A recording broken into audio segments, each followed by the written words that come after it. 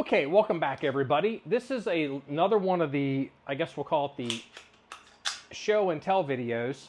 I've been hinting around about this gun on social media for about a month, and this has caused me a little bit of consternation. This is a aircrew survival weapon, ACSW, I think that's what they call it, clone. That is, you know, it's a pistol. Well, it's an other. If you want to know why it's another, go listen to the podcast and we'll explain all that to you.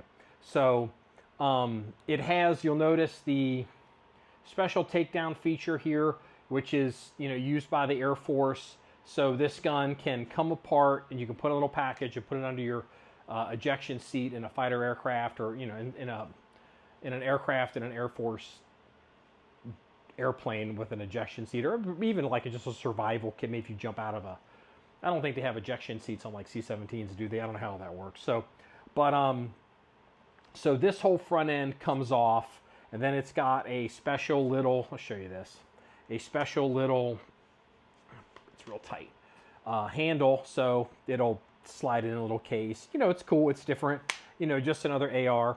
Now, you're thinking, oh, you know, it doesn't have a ambi safety on it.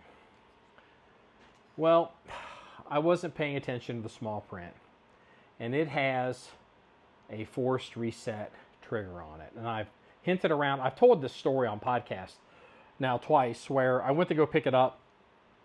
You know, I'm at my local FFL, and I'm like, yeah, you guys got a lower for me? You guys have an AR for me? And they pull out a lower, and there's no upper. And they pull out the lower, and the guy's like, yeah, it doesn't have a safety selector on it. And I'm like, what are you talking about? And I'm looking at it. I'm like, what the, you know, I'm like, what the hell is that? And then I realize it's a push button. So it's a push button safety. And then I realize it's a forced reset style of trigger. And Mongo has informed me that this is a Hoffman Super Safety, which I haven't shot it. You know, I don't know what I'm going to do about that. That is not what I signed up for. And I definitely am not a fan of this cross bolt thing. But even if I were to do a forced reset trigger, which we're debating whether that's even something we even want to tolerate, I'd want to get one with a regular selector lever. And I guess the FRTs have the regular selector levers. And here's the irony of ironies. So for John 1911, this is the first, let me do my air quotes, pistol AR that we've ever bought, that we've ever dealt with. We've never dabbled in that whole pistol brace stuff. We've stayed far, far, far away from it because it's just, you know, we're John 1911. You know, we're active range. We have a lot of cops and agencies that shoot here. And, you know, I give a wide berth to anything that's pushy. So it's like, well, it's kind of settled on the pistol brace thing. I don't know what I think about pistol braces, but maybe we'll break down and I'll get my first pistol brace. And if I think it sucks, I'll SBR the gun. Like, okay, whatever, fine.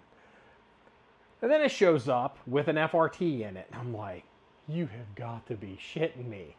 And, you know, I'm seeing more videos and more legal analysis on the FRT stuff. I've seen some people of the opinion that the letter that was issued about FRTs really only covers FRT branded FRTs, not the other brands of FRTs. And I've even seen some people give an opinion that the letters that the ATF were sending out regarding not prosecuting for FRTs and declaring them not machine guns only covers those individuals and not the broad class of FRTs in general. So right away I can just tell you, just as a going concern, this entire area of firearms is not some place that John 1911 wants to be at all. However, we got this from a manufacturer. They shipped it with an FRT, So it's officially here. Even if I take the Hoffman Super Safety out of it, there's records we got it. If they're going to come and get it one day at my commie show trial, I got to at least have it, because they come looking for it to be like, okay, we'll take it off the wall, here it is, or I got to contact ATF and turn it in, or maybe it's okay. Again, the whole thing sucks. So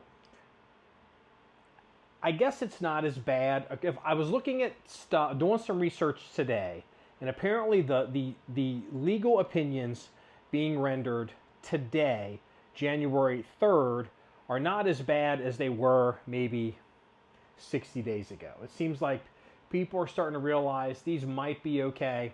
I mean, they're not machine guns. I mean, it's one pull of trigger, one shot. So it's just, you can do one pull of trigger really quickly. So, but the reality is, knowing these commies, 4 years, 8 years, 12 years from now, they'll need something to get their purple-haired base all riled up, and they'll come out and come after these and say, turn them in or we're going to come and get you. And there'll be a bunch of Ruby Ridge things, and a bunch of dogs will get shot, and all this other nasty shit. And I'm just like, this is just not a place I typically wanted to be in. So here is the Air Crew Survival Weapon pistol that I'm probably going to SBR. And this is the source of the angst of FRTs at John 1911. Good times. If you want to see more stories or pictures about this gun and maybe find out what I ultimately ended up doing with it, or whether the ATF shoots my dog, please go to the website at john1911.com. That's JOHN1911.com. Remember, it's all about shooting guns and having fun, everybody. Have a good day.